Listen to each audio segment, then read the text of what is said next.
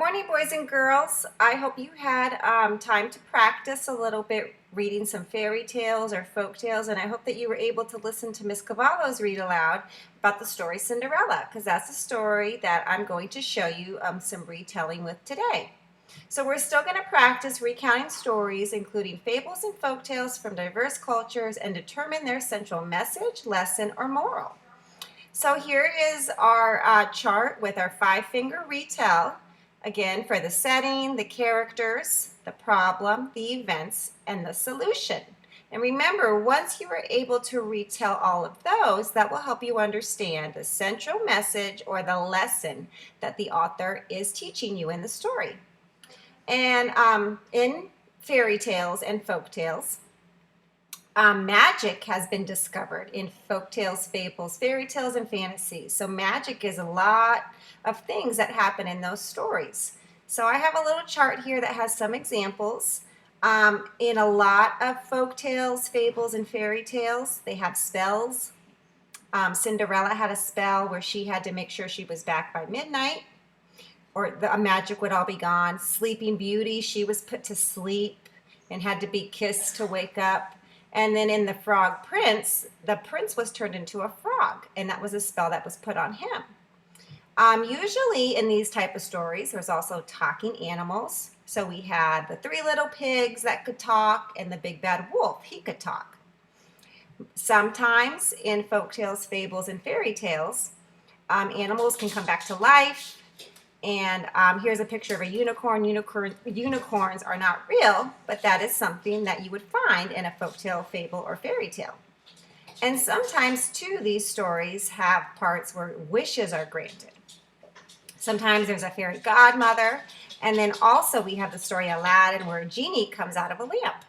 So these are all elements that you're going to find, maybe not all of them in one story, but most of the time, one of these elements will be in a folktale, fable, or fairy tale.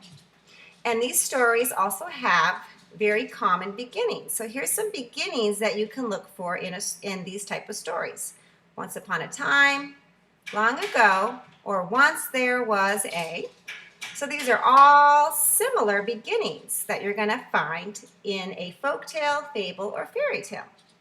And most of the time in these stories, the endings end with they lived happily ever after. So these are all important parts and important things that you're going to notice as you read more folktales, fables, and fairy tales. I'm going to show you today how you can retell a story using a castle retell diagram. And we're going to do that today. I'm going to show you my example of how I did that with the story Cinderella. All right, so you're going to get a chance to practice this today on your own on the same type of castle.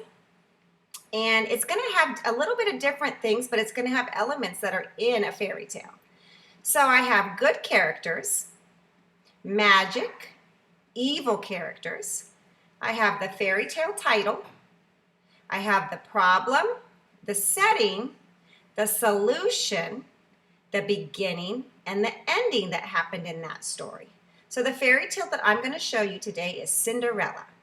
So in the story Cinderella, the beginning starts with once upon a time. And the setting is in a castle in a faraway kingdom. The good characters are Cinderella and the prince. The magic comes from the fairy godmother. And the evil characters are the stepmother and the stepsisters. So in this story, the problem or the events that happen is Cinderella wanted to go to the ball, but she had too many chores and nothing to wear. The solution, her fairy godmother used magic to clean and turn her rags into a beautiful gown. And the story ended with, they lived happily ever after. So there's a lot of this story that still hasn't been retold, but this gives you an idea of what the story is mostly about. So you can pick the important parts in the story and retell it. And I want you to practice this today with a different fairy tale and think about the different parts in your fairy tale. And I want you to complete this chart to show your teachers that you understand how to retell a fairy tale, fable, or folk tale. All right, boys and girls, have a great day.